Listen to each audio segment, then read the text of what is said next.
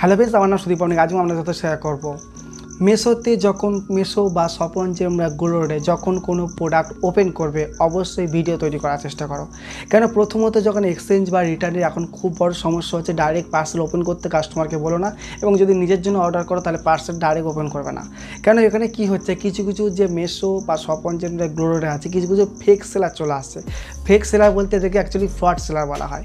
Product আপনি একটা order করবেন কিন্তু ডেলিভারি দেবে আরেকটা, এবং প্রোডাক্টটা রিটার্ন নেবে না। কেননা বলে দিচ্ছি, যখন এরা কুরিয়ার বয়ের কাছ থেকে প্রোডাক্ট ডেলিভারির জন্য দিয়ে দেয়, প্রোডাক্ট যখন মনে করো তুমি মেশোতে অর্ডার করেছো, মেশো গিয়ে যে অনেক যে সেলার আছে তাকে নোটিফিকেশানের মাধ্যমে জানিয়ে দিয়েছে যে এরকম একটা রিসেলার এই অ্যাড্রেসে একটা প্রোডাক্ট অর্ডার করেছে। তাহলে মনে করো ঠিক সিম্পল এইরকম, যদি মনে করো তুমি কুর্তি অর্ডার করেছো, ঠিক আছে, প্রথমে কুর্তি অর্ডার করেছো এবং সে দিয়ে দিয়েছে লেহেঙ্গা।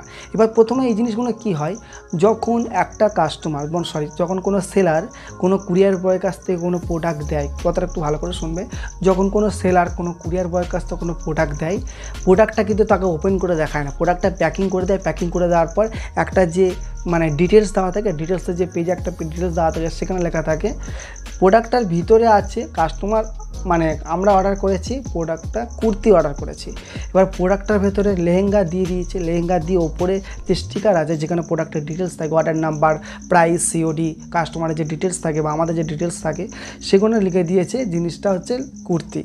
ভেতরে লেহেঙ্গা দিয়েছে কিন্তু জিনিসটা দিয়েছে কুর্তি, এবং কুরিয়ার বয়কে দেখিয়ে দিয়েছে দেখো তুমি এই যে লেহেঙ্গা দিচ্ছি তুমি যে কুর্তি দিচ্ছি, কুর্তিতে দেখে প্রোডাক্টটা রিটার্ন বা এক্সচেঞ্জ করবে।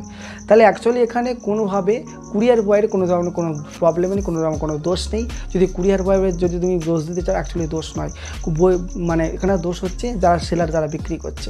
তাহলে এরকম অনেকবার হয়েছে, কন্টিনিউ মনে হচ্ছে আমার 15 থেকে 16 এরকম হবে, কন্টিনিউ SMS আসছে যে দাদা এই প্রবলেম হচ্ছে, কী করব। যখন মেশোর তরফ থেকে আমি একটা ভিডিও তৈরি করেছিলাম, মেশোর তরফে একটা খারাপ ভিডিও তৈরি করেছিলাম যে মেশো ফ্রড কোম্পানি, এরকম ধরনের একটা ভিডিও তৈরি করে মেশোকে সেন্ড করেছিলাম। সেন্ড করে দেওয়ার পর ওরা কাস্টমারকে হাতে ডাইরেক্ট কল করেছিল যে আপনি এরকম কেন করছেন, এই ভিডিওর মধ্যে কী ধরনের কোনো প্রবলেম হয়েছে আমাকে বলুন। যখন তোমরা 14 থেকে 15 জুন আমাকে এরকম বলেছিলে দাদা যখন রিটার্ন করছি, যখন প্রোডাক্ট ডেলিভারি করছে কিন্তু রিটার্ন এবং এক্সচেঞ্জের জন্য প্রোডাক্ট নিচ্ছে না। প্রোডাক্ট যখন ওপেন করে দেখতে পাচ্ছে অন্য প্রোডাক্ট, যেহেতু আমরা কুর্তি অর্ডার করেছিলাম এসছে লেহেঙ্গা, যেহেতু লেহেঙ্গায়, তাই সেই জন্য তো আমরা এক্সচেঞ্জ করছি বা রিটার্ন করছি জিনিসটা। এবার যখন দেখতে পাচ্ছি ওখানে লেহেঙ্গা আছে, তার ওনার প্রোডাক্টটা পিক আপ করছে না, কুরিয়ার বয় আরও প্রোডাক্ট পিক আপ করছে না। যখন এরকম করেছিলাম, একটা ভিডিও তৈরি করে মেশোকে সেন্ড করেছিলাম যে এই ফ্রড কোম্পানি, এবং মেশোকে আমি বলে দিয়েছিলাম যে যদি আপনারা জিনিসগুলো বন্ধ না করেন তাহলে কিন্তু এই ভিডিওটা আমি ইউটিউবে পাবলিশ করে দেবো। তাহলে ওখান থেকে আমার কল এসেছিলো, আমাকে বলেছিল যে আপনার কী প্রবলেম আমাকে বলুন, এই জিনিসগুলো বলার পর ওই যে আছে ওখানে যে মেশোর যে কাস্টমার সার্ভিস আমাকে বলেছিল এই ধরনের প্রবলেম হয়, যে কুরিয়ার যে সেলার থাকে সে ধরনের প্রবলেম করে দেয়।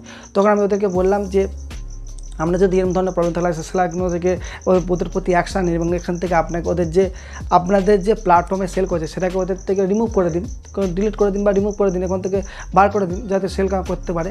তা বলার পর অ্যাকশান নিয়েছে না নিয়েছে সেটা আমি বলতে পারবো না।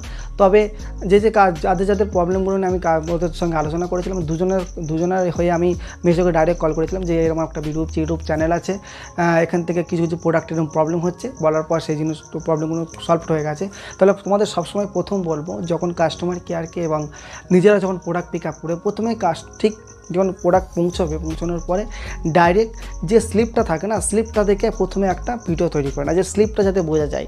স্লিপটা বোঝা যাওয়ার পর তারপরে পার্সেলটা ওপেন করার পর ভিডিও করো, পার্সেলটা ওপেন করো, ভিডিও করার পর প্রোডাক্ট যদি ডেলিভারি ভালো হয় তাহলে কোনো রকম কোনো প্রবলেম হবে না, যে কাস্টমার তোমাকে পাঠিয়ে দিল।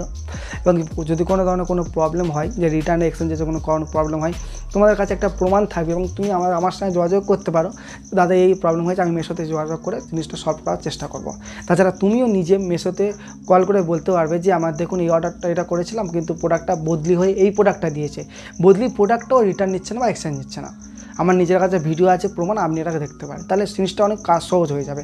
যখন ডাইরেক্ট প্রোডাক্ট ওপেন করার পর যখন প্রবলেম জানবে তখন ওরা বিশ্বাস করতে চাইবে না, যেহেতু তোমার কাছে কোনো প্রমাণ নেই। ঠিক আছে, সবসময় এই প্রোডাক্টগুলো কাস্টমারকে বলে দেওয়া, নিজেরা সবসময় প্রোডাক্টগুলো কী করবে, ওপেন করবে ও ভিডিও করতে প্রোডাক্টগুলো ওপেন করো, এটাই হচ্ছে ব্যাপার।